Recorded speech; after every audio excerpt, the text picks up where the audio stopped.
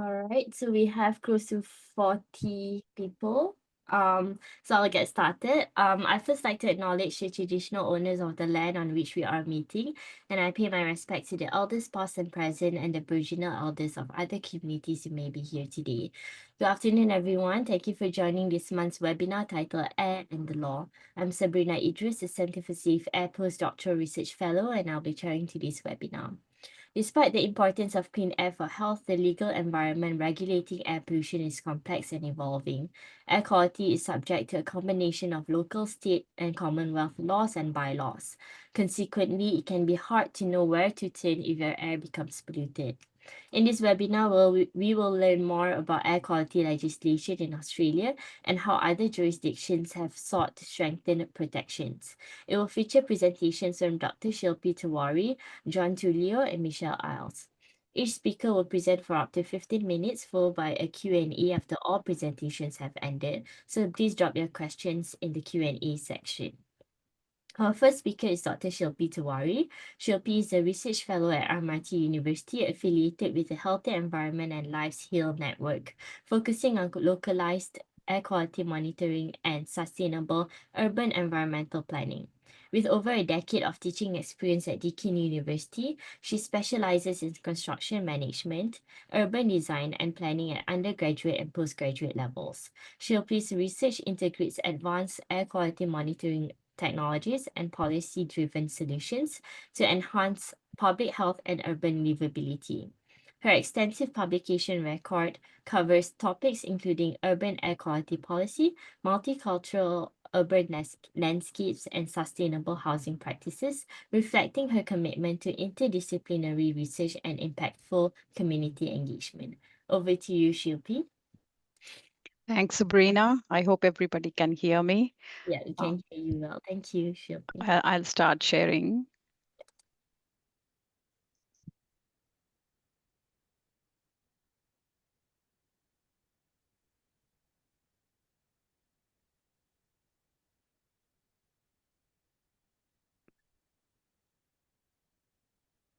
I hope everybody can see my slides now. Uh, Sabrina, can your you? slides, yeah. Okay, so hello everyone. I'm Shilpi, and the topic of my Actually, presentation, we can't see your slides yet. or you can't. Yeah. Okay, 1 minute.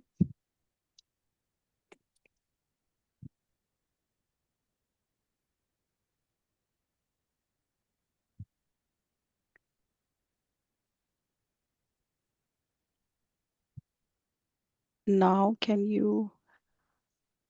Yep, Now, that can is yeah? great. Yeah. Okay. Thank you. Sorry about that. So I'm Shilpi, and the topic of my presentation today is air quality legislation in Australia.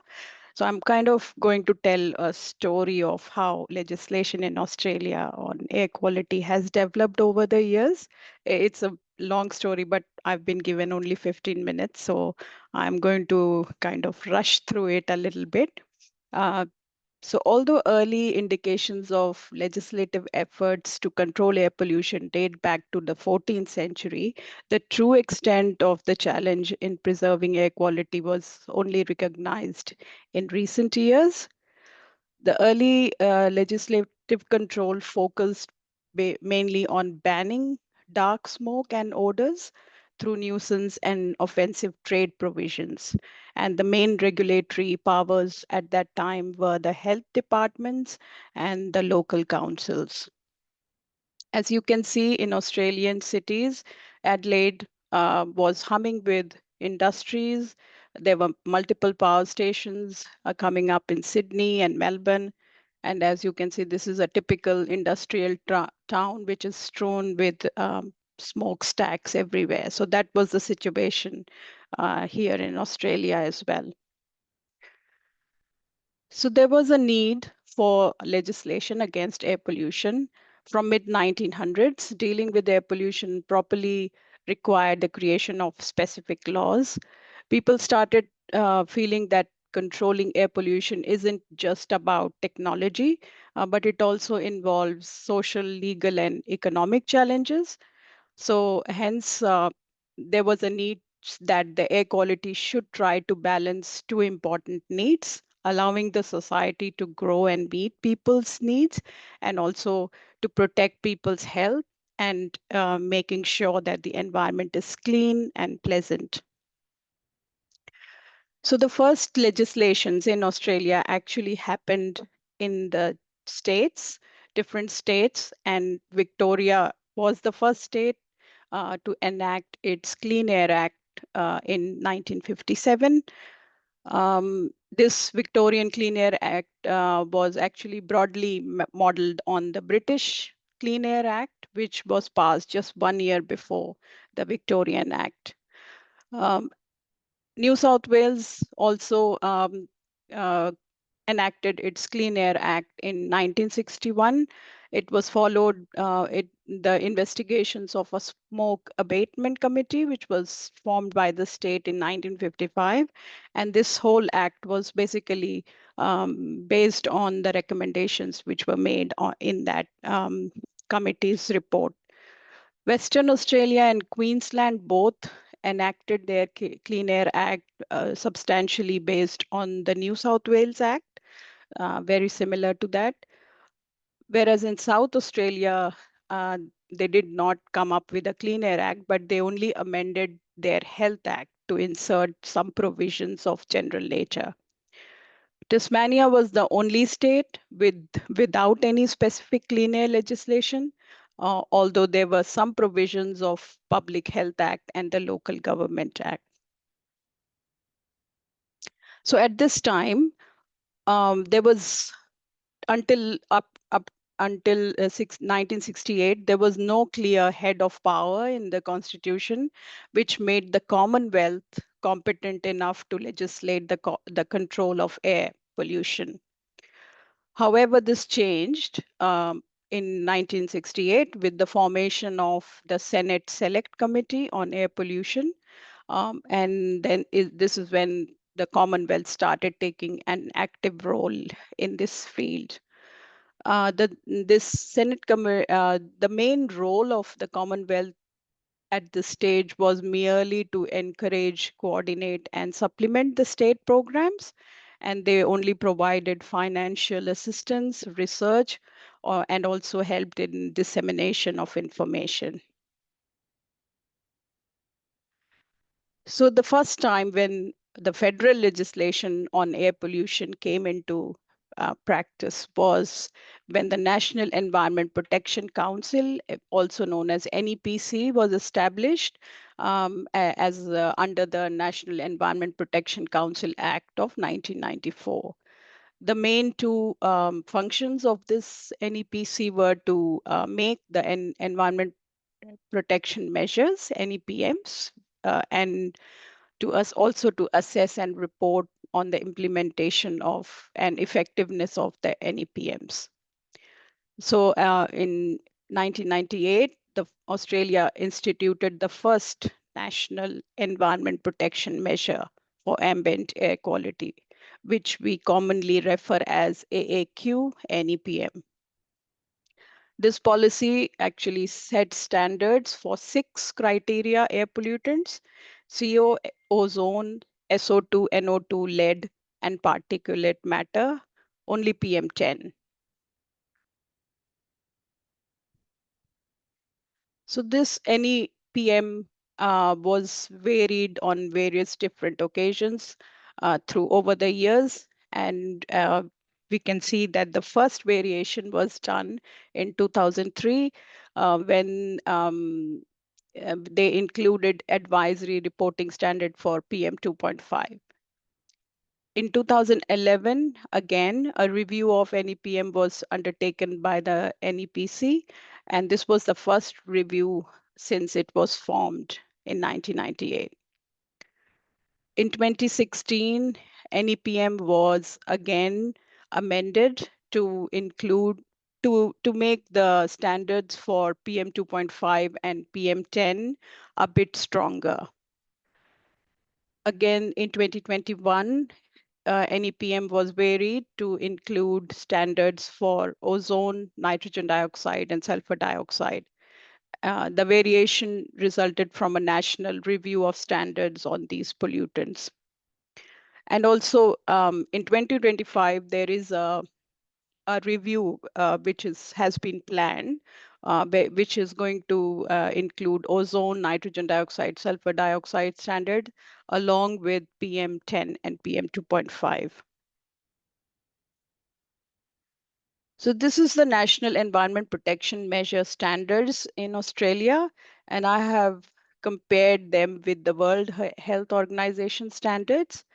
As we can see, so the standards for nitrogen dioxide and sulfur dioxide are a little bit more stringent here as compared to World Health Organization standards, whereas we have a bit more relaxed standards on PM 2.5 and PM 10. Then there was the National Clean Air Agreement.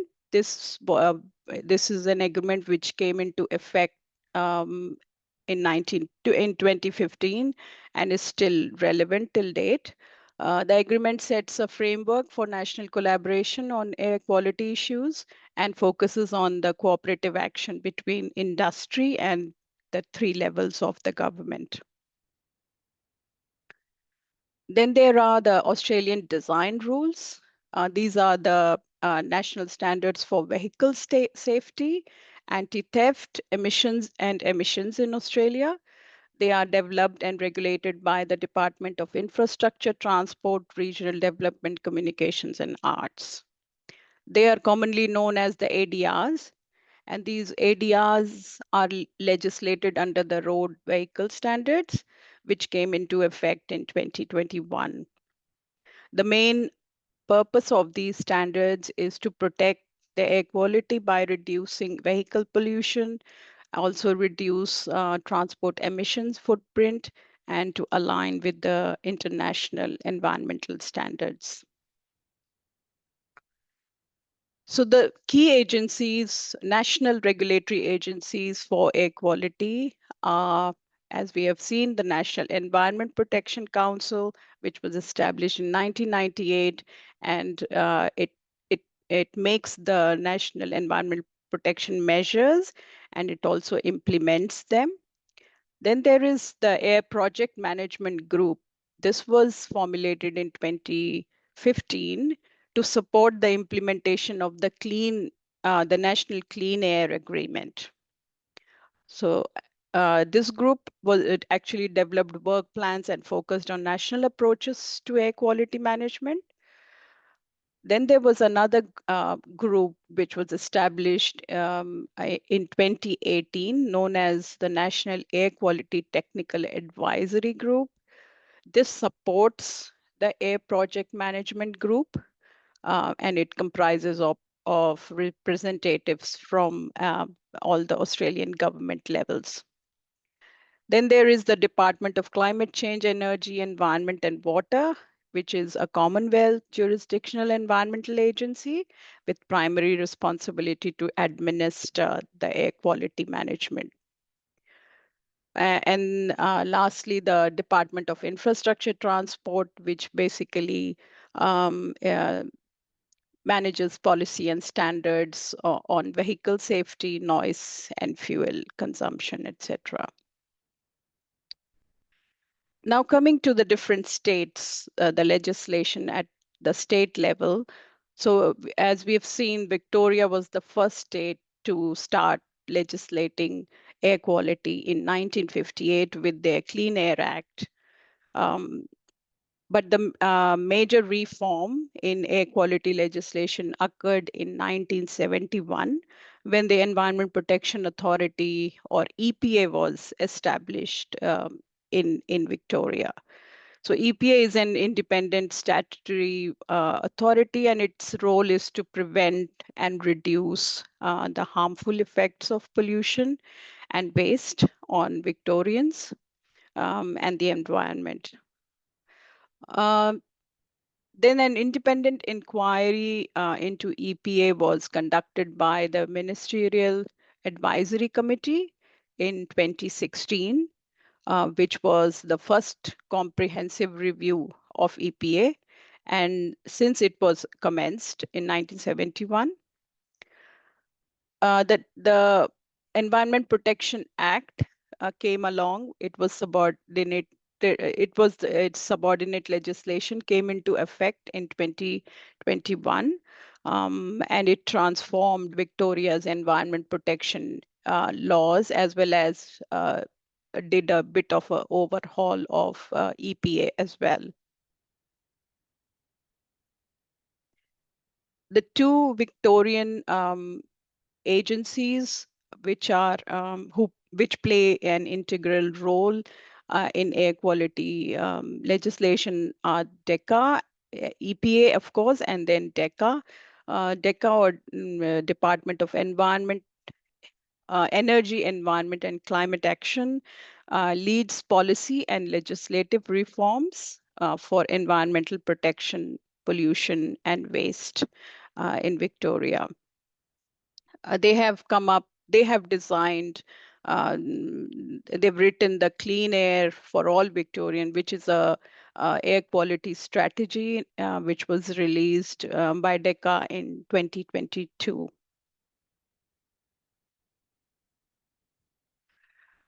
Moving to New South Wales, New South Wales enacted its Clean Air Act in 1961. Then in 1991, the New South Wales Environment Protection Authority was formed, which was again an independent agency and based on the Protection of Environment Administration Act. But in 2003, EPA was integrated into the Department of Environment and Conservation. However, again in 2012, they felt that EPA should be an independent authority, and so it was re-established in February 2012 as a statutory authority with an autonomous governing board. Presently, EPA is situated within the environment portfolio as a part of the planning and environment cluster. They have also, New South Wales has released its clean air strategy in 2021. And New South Wales is the state with the most number of air quality monitoring stations. So their air monitoring network is the largest in Australia.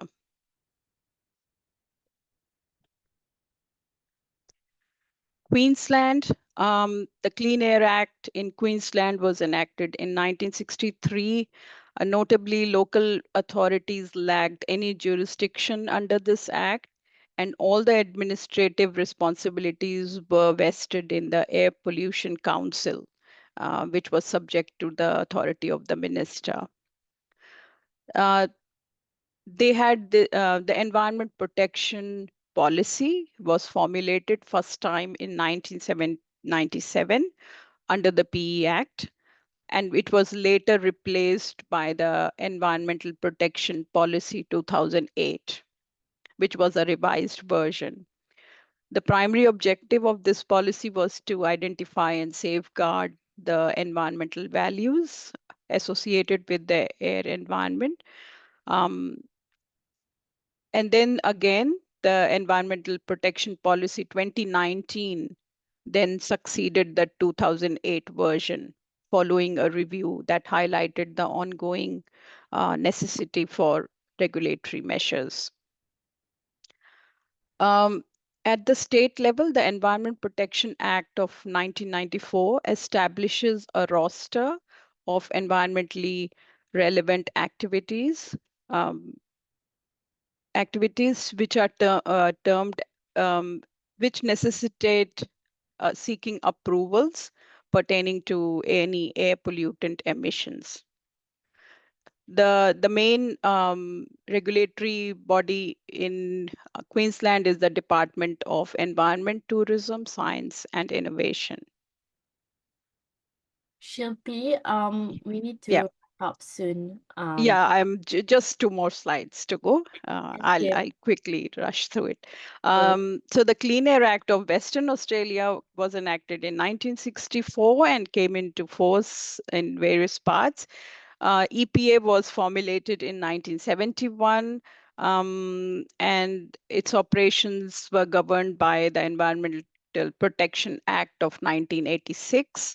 The main department which is responsible for control of pollution is the Department of Water, Environment and Regulation. And in South Australia, in 1969, the first major regulatory step was introduced to limit the dark smoke emissions. In 1984, Australia introduced the Clean Air Act, which was, as you can see, much later than the other states. In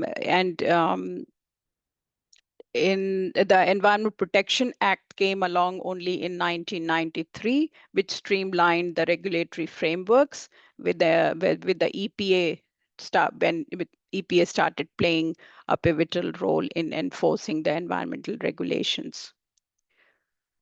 Currently, EPA is the main authority which controls all the environmental regulation in South Australia. Last but not the least, Tasmania is the air pollution was addressed under the broader environmental laws such as Environment Protection Act of 1973. Tasmania adopted NEPM standards from 1998 onwards, but EPA was formed only in 2007 under the Environmental Management and Pollution Control Act. The EPA then became the lead agency like all other states. Yeah, that's it. Thank you. Thank you, everyone. Thank you so much, Shilpi, for sharing an overview of the air quality legislation in Australia. Our next speaker is John Tullio. John is a senior solicitor in the regulatory litigation team at EPA Victoria. John's role involves in assisting in defending EPA's regulatory decision-making under the Environment Protection Act 2017 on matters relating to remedial notices, permissioning, and financial assurance, primarily in the Victorian Civil and Administrative Tribunal and the Supreme Court of Victoria. John also routinely provides advice on various legal issues arising under both the Environment Protection Act 2017, such as the General Environmental Duty and the Planning and Environment Act 1987.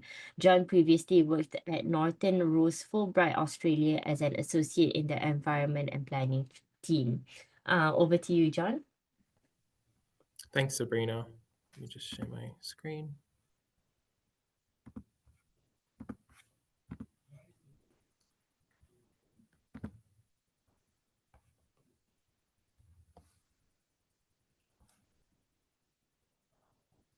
Can everyone see that?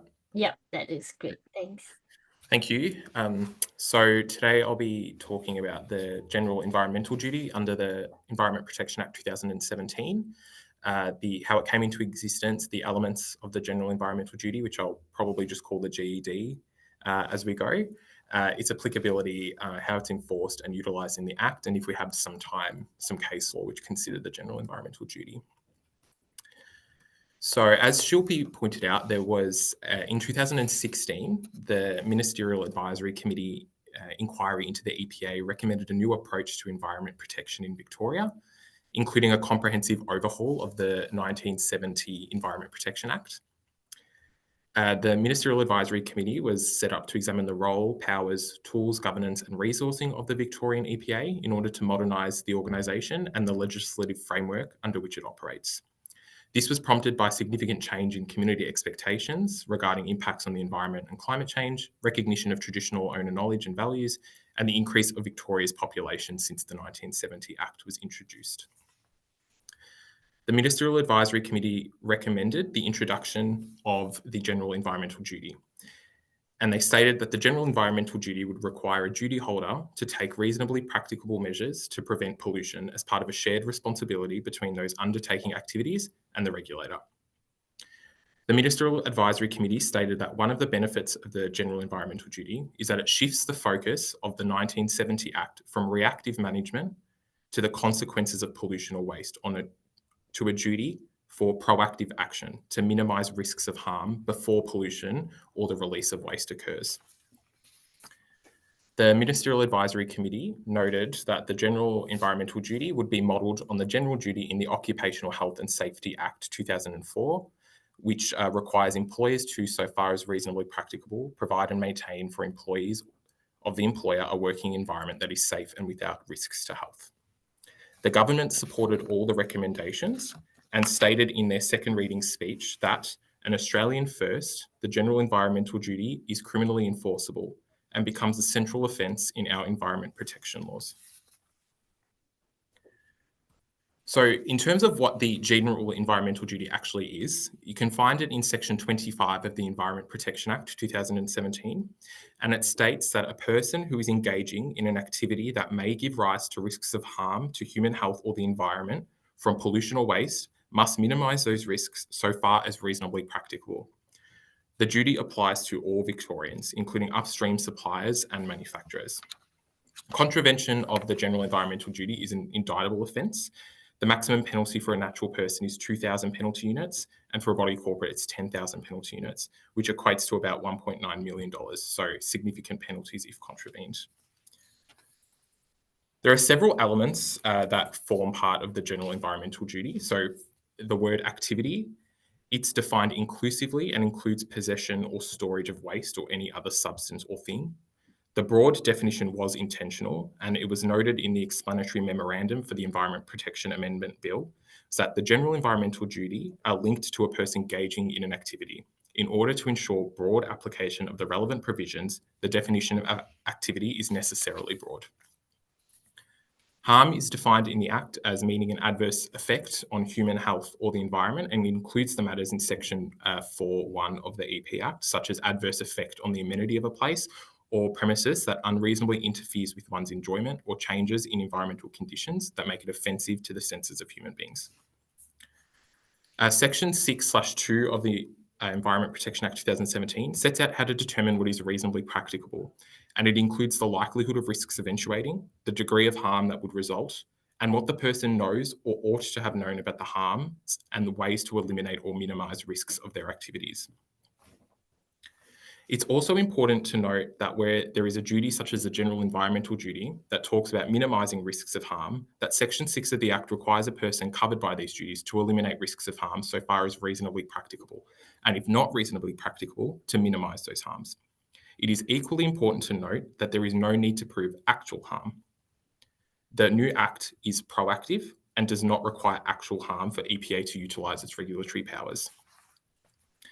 There are some deemed contraventions of the general environmental duty found at section 25.4 of the Environment Protection Act, which persons conducting a business or undertaking must be aware of. For example, a person conducting a business or undertaking will contravene the general environmental duty if they do not use and maintain plant, equipment, processes, and systems in a manner that minimises risks of harm to human health and the environment from pollution or waste. And you can see some others on the slide there, but I won't read all of those out. So important is section 25.5 of the Act and the applicability of the general environmental duty to upstream duty holders. So upstream duty holders are those who may design, manufacture, install, or supply substances, plant, equipment, or structures. These people are subject to the general environmental duty. And if these people fail to do one of the two things mentioned on the slides earlier, being minimising the risks of harm or providing information regarding the purpose and conditions necessary to ensure it is used in a manner that complies with the GED, they will be deemed to have contravened the GED.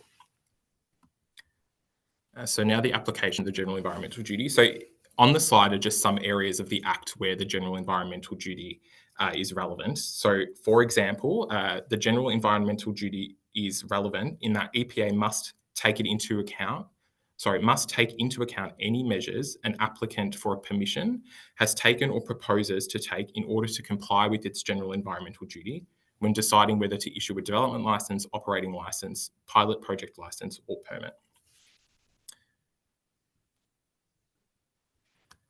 So on this slide here, sorry, I've just clicked back too much. So the general approach to implementing the general environmental duty, you'll see a pyramid here.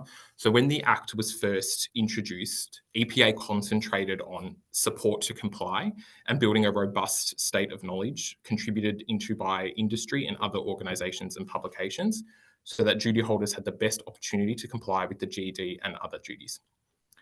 EPA's compliance and enforcement policy involves a mix of encouragement and deterrence to motivate action. EPA aims to inform and educate, set standards, support to comply, monitor compliance, enforce the law, and encourage high performance. So on the slide, you'll just see some examples of guidance and support, which are some guidelines that EPA has published, which are publicly available. Remedial notices are a key regulatory tool for bringing the duty holder into compliance with the Act, including the general environmental duty. Remedial notices include improvement notices, environmental action notices, and more. A person who receives a remedial notice issued by an authorised officer can apply to EPA for internal review of the remedial notice and then to a relevant court or tribunal. And the remedial notice can determine or be based on an officer's reasonable belief that a person has contravened the general environmental duty.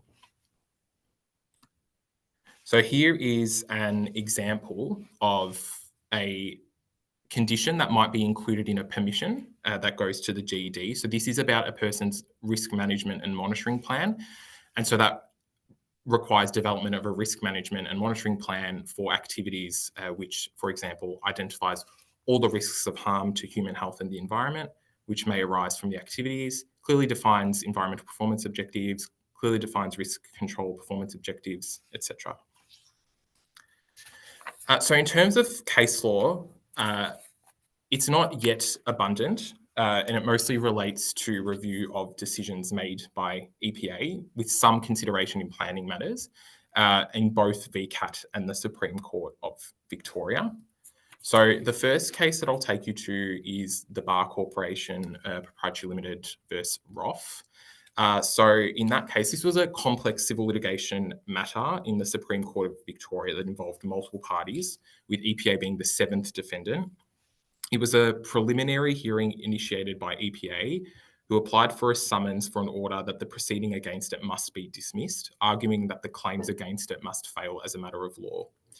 Essentially, two of the defendants owned waste disposal businesses and wished to sell the business to Bingo, represented by another defendant.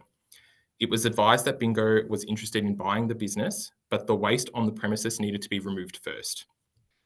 The two defendants arranged for Mr. Roth to form a company to lease Bar Corporation's factory. Without Bar Corporation's knowledge, the two defendants stored approximately 7,000 cubic metres of waste, which contained asbestos and PFAS at the premises. Bar Corporation only found out when the company stopped paying rent.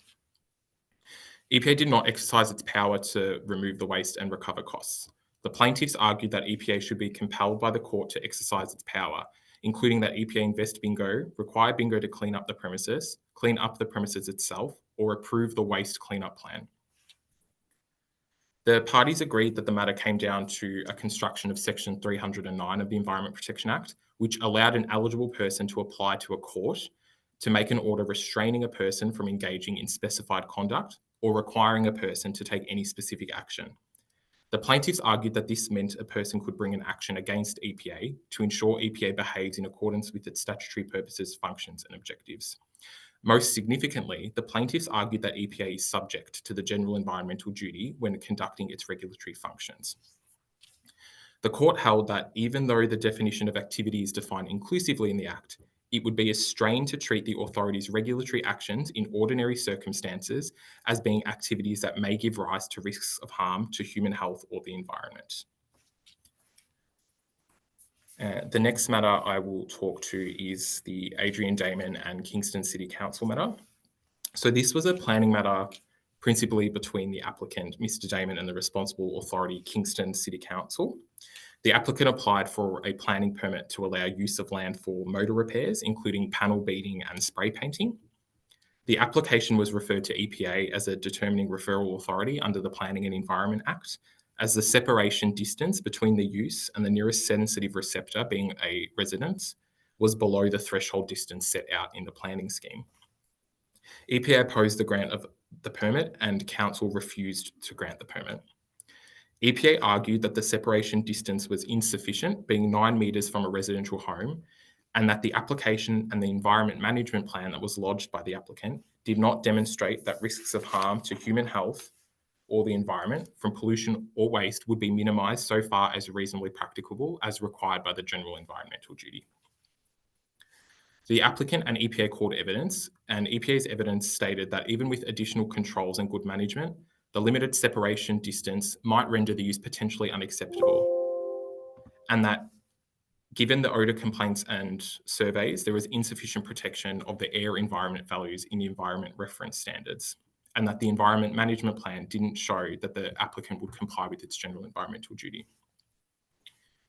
VCAT affirmed the decision of the responsible authority to refuse the grant of a permit, and discussion of the general environmental duty was limited, but VCAT accepted EPA's argument that the applicant would likely not be able to comply with its general environmental duty on the basis of its application. VCAT was not satisfied that the risk of poor air quality and offensive odours from the panel beating and spray painting was low, as was put by the applicant's expert. VCAT noted that the environment management plan was too general in nature, and implicitly the tribunal accepted that the general environmental duty has relevance to planning cases like this, including that environment management plans should highlight how operators will comply with their duties. And lastly, I'll talk about the Environment Protection Authority and Vista Estate case. So this was an application by Vista Estate to strike out EPA's claims or parts thereof, and whether the failure to plead aspects of Section 6.2 of the EP Act was fatal to EPA's pleadings.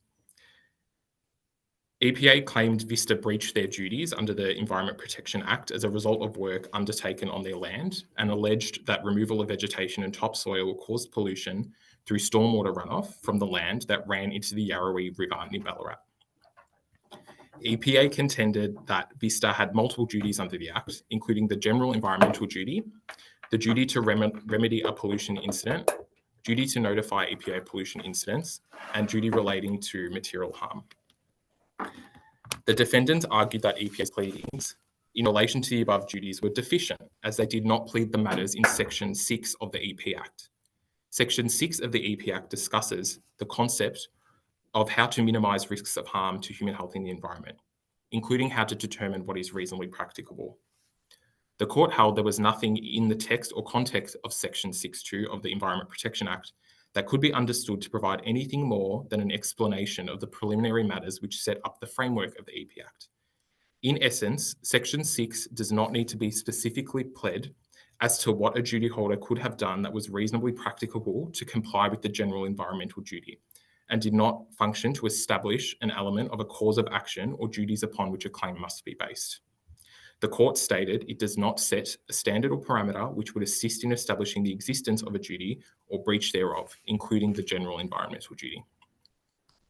And that takes me to the end of my presentation. So Thank you so much, John. thank you for that. I might just quickly say, I did see a question in the chat about wood heaters.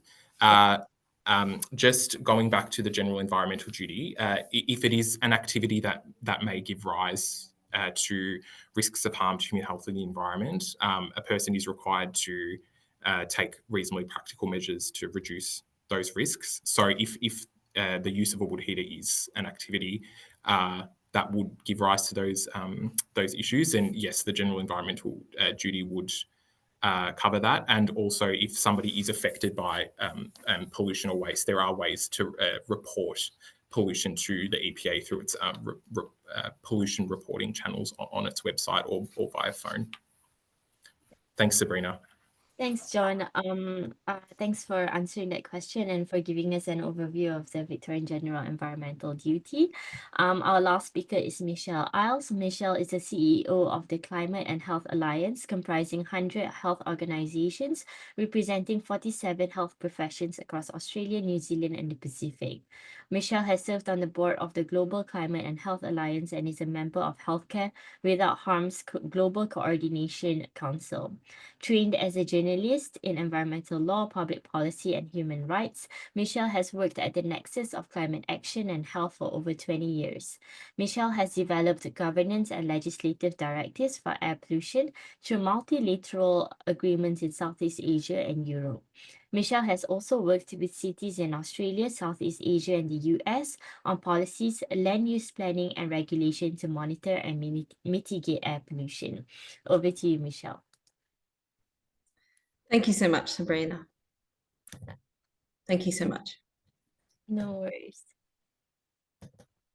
Just share my screen. Thank you. I acknowledge that I'm joining you from the lands of the Bunurong people and acknowledge the unique rights that First Peoples hold in Australia and that sovereignty has not been ceded.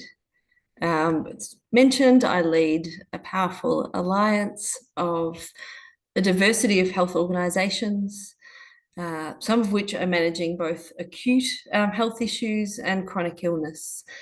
And so are very aware and concerned about the impacts of pollution.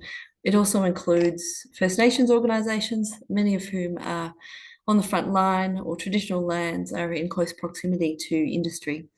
And so obviously have concerns and about relevant law about air pollution. Thank you. Our CAHA board includes again, a diversity of health leaders. I just wanted to show our board to say that we have a policy and advocacy committee commencing and also research committee commencing with Dr. Catherine Pendery and Dr. Aletha Ward leading those committees, and we welcome external expertise to join us on those. Our strategic framework focuses on 3 key areas. And today I'll be focusing on health in all policies. You know, we are focused on equitable population health outcomes. We have to influence policy within and beyond the health sector to actually achieve health outcomes. And so we do so by raising the voices of health leaders and looking at legislation, at policy and action and how health can be put first, essentially. We do have a history in CAHA working on air pollution and the impacts of air pollution in several different ways.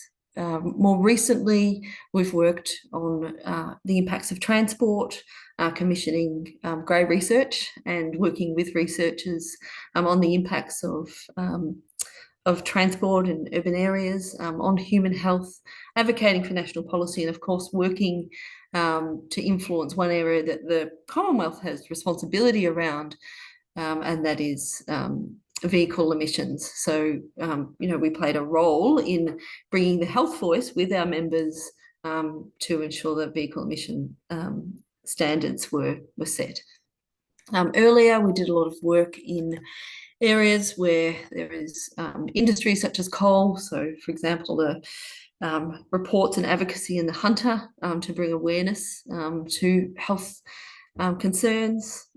Also, I won't go into Victoria at length, given I've got a solicitor from the EPA here, but we did significant work, of course, in the Latrobe Valley, not only because of the ongoing air pollution impacts from coal and the high instances of respiratory illness, but of course with the mine fire, you know, we were an organisation that called the Chief Health Officer to evacuate the community and provided a strong voice to ensure there was an inquiry into that fire and to look at the breaches and to essentially ensure that it would not happen again.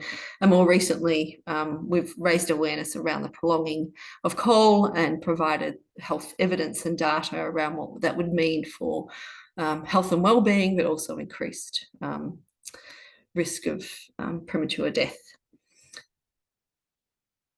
I have to say up front, and I already have, but again, that the reason we're interested in this subject is because we want to put health first, and we have worked across a breadth of areas and concerned about the breadth of areas, which we've heard from our colleagues, the law and air pollution covers. We've got a particular focus on industry, government-led infrastructure, but also industrial precincts. And it's because there is evidence. I just wanted to note some of these reports which are showing us evidence from the US and Canada overseas, where particularly residential communities in proximity to LNG, and fracking, there are health harms, and you know, to the point that there's no need to prove the harm up front. We don't want to wait for some of the harm to come. So we think it's really important, and I commend these reports to you for further reading. We have been looking to the US Clean Air Act, notwithstanding the current discussions about that act and legislation, but as really a leading light to put health first and to ensure that there is national focus and Commonwealth powers to regulate and to ensure that health is safeguarded.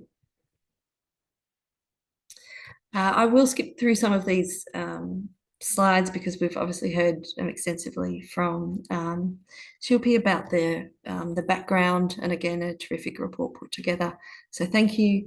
But just to obviously highlight the National Framework for Air Quality Policy, and I'll be talking a little bit about ambient air quality measures and the pollutant inventory. Again, it has been said, sorry, that the ambient air quality, the National Environment Protection Measure, that should be AQA, sets national standards for pollutants. The Australian government sets emissions and fuel standards and is responsible for the National Pollutant Inventory, which is a terrific initiative to bring awareness to, for community health leaders, the pollutants across Australia. We've heard in more detail some of the leadership from Victoria, but looking at state and territory governments responsible for implementing NEPMs, some have gone beyond, and we would argue that is probably needed.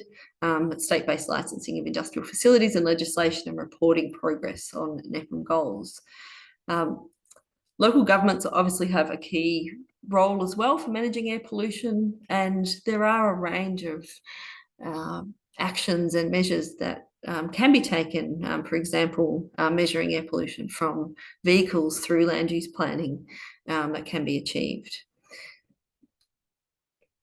And the National Environment Protection Council, which we've heard about, I guess my point of raising, again, some of these key governance structures is also to bring awareness to, and at this point in our presentations, to raise some questions also around how they're operating. You know, we need confidence to ensure that health is being protected, and given the model at the moment, how that is being delivered.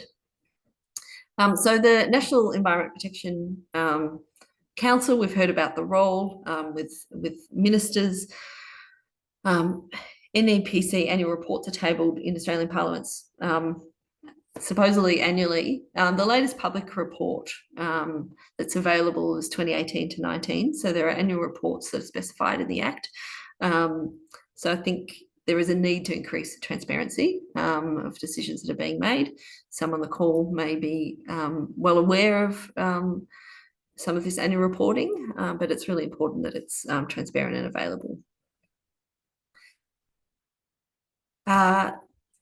Thinking about time, I wanted to mention the Environment Protection Air Toxics measure in particular.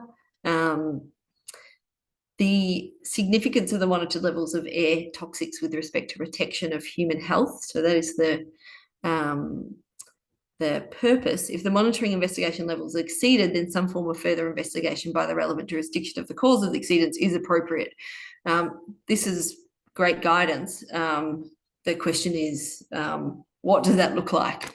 And there was a note with this, I should say, that I've excluded, that suggests it doesn't necessarily mean if they've been exceeded that there is a health harm.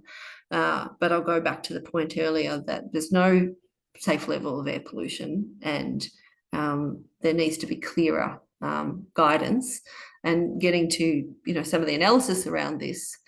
What's being set at a federal level doesn't actually ensure that there is adherence or penalty or further consideration and action around human health harms. The National Clean Air Agreement, which was again mentioned earlier, was significant progress, and of course sets a framework for national collaboration on air quality issues to deliver health, environment and economic outcomes.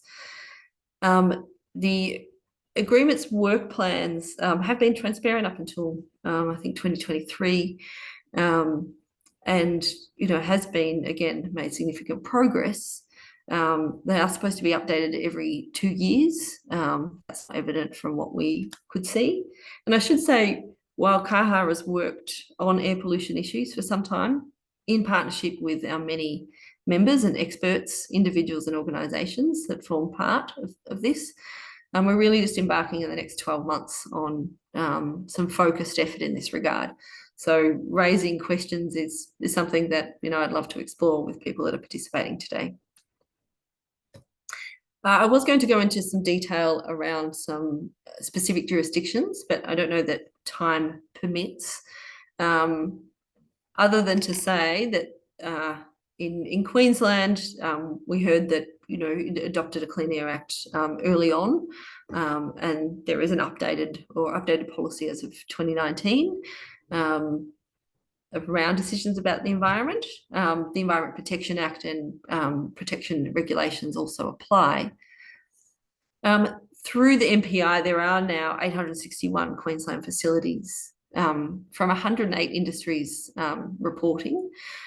There are some concerns about the expansion of industry in Queensland, and where monitoring is happening. I think that's something that we need to look into.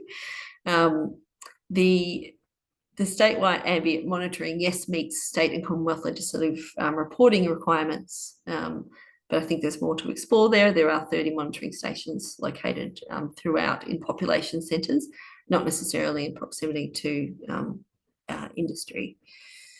Northern Territory, the Waste Management and Pollution Control Act is the link to the national environment protection measures. Recently, the Northern Territory put out a regulatory statement really to provide clarity about air pollution emissions from liquefied natural gas. There was a Senate inquiry in the Northern Territory last year into the Middle Arm precinct, which did bring about evidence of existing facilities that were not monitoring or perhaps putting in the right protections in place. So acid incinerators, for example, being offline for 1,091 days of 1,536 days in the last 6 years. So it begged the question around how these facilities are being monitored and brought to account. So there is an extensive regulatory statement that was put out by the Northern Territory government, which attempts to address some of those concerns. There's also been reports from that facility back to the Senate inquiry about some of their assessments and modelling. Most states have now got monitors in place and providing real-time data. Some of that data is limited in terms of what's being reported, noting the absence of volatile organic compounds, which are reported in this national pollution index, or inventory, I should say.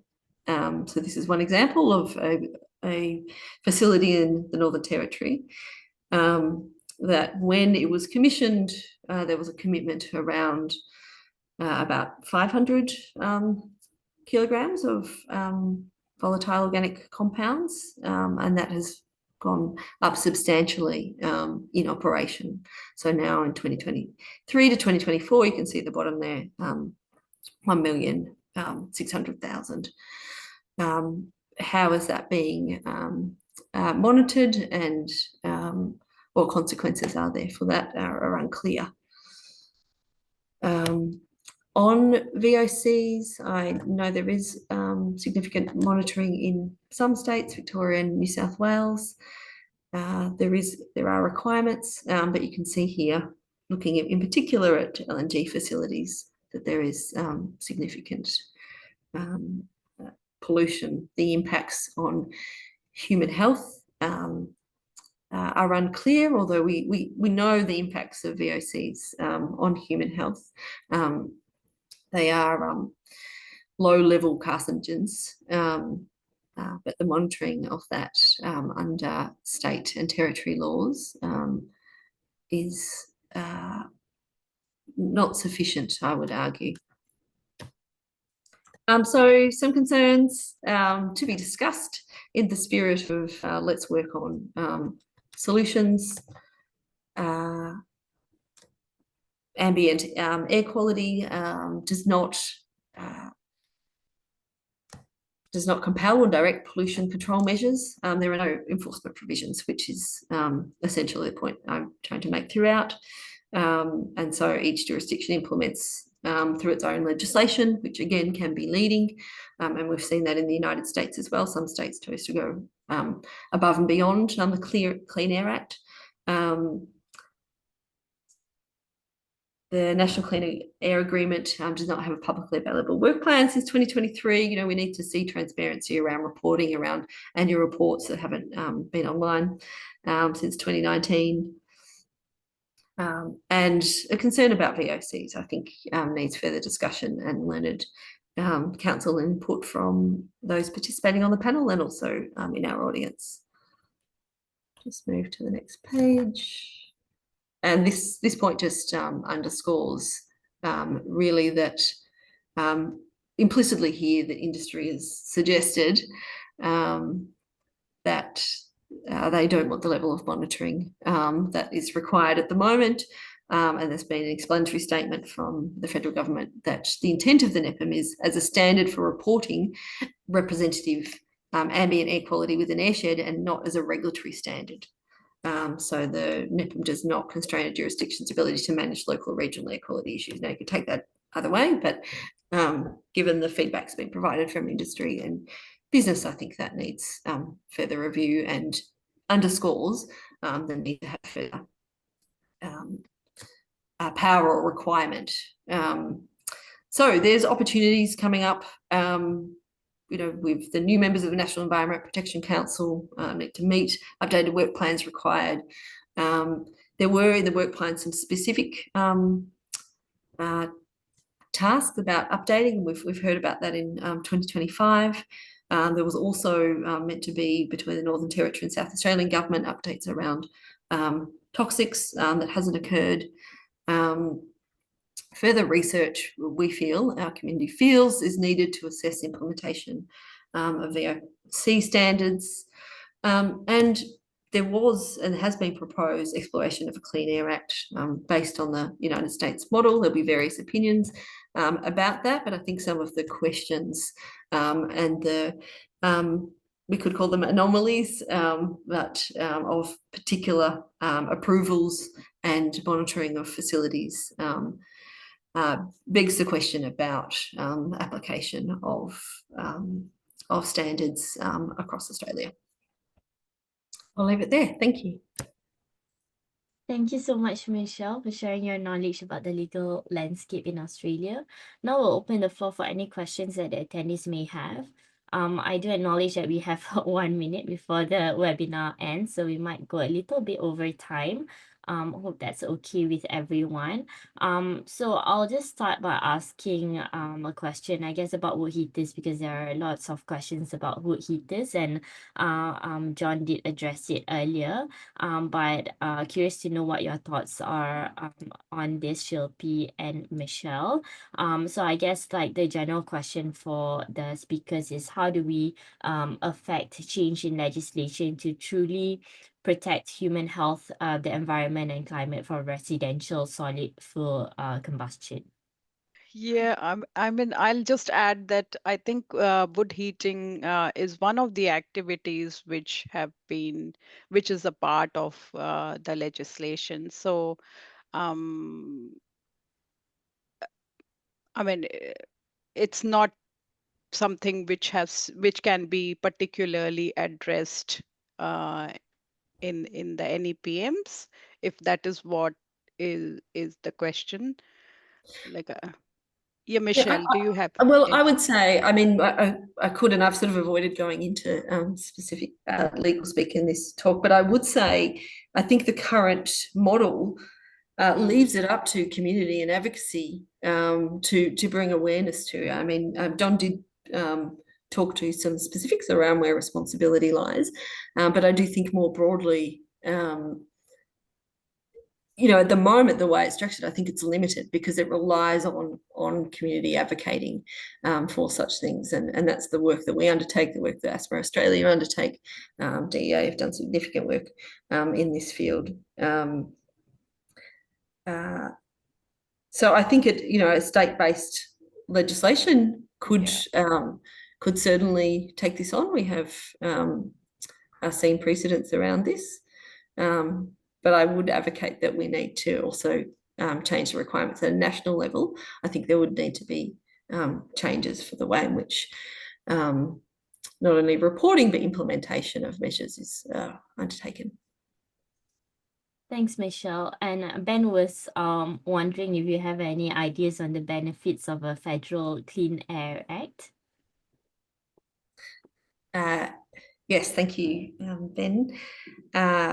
Well, I think that there would provide, we'd see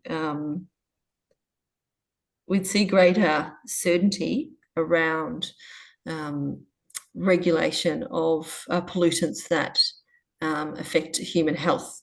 I think what we have seen, I won't say this categorically, but we have seen approval of infrastructure and industries that do pose a risk.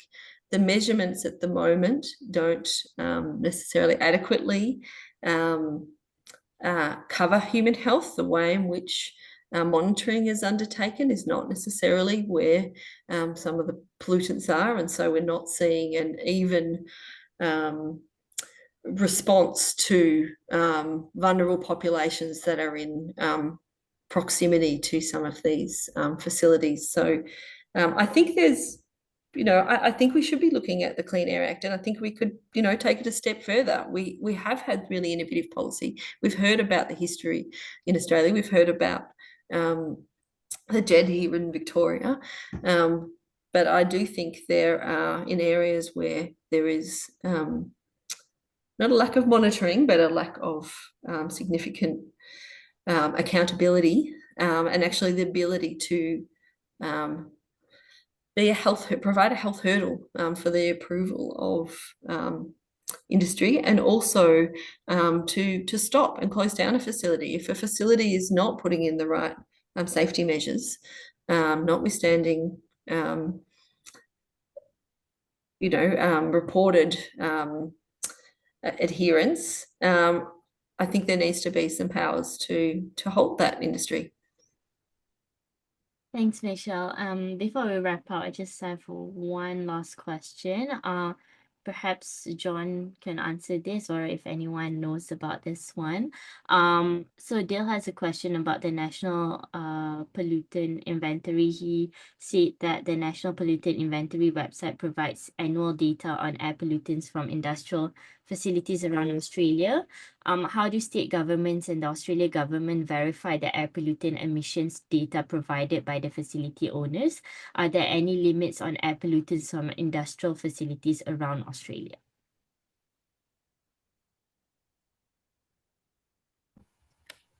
John. I'm not terribly sure about the answer to that question, I'm sorry, but facilities that are permissioned activities may have requirements in there to monitor and then provide updates to EPA in terms of any sort of air quality issues if that was identified as an issue in the permissioning process.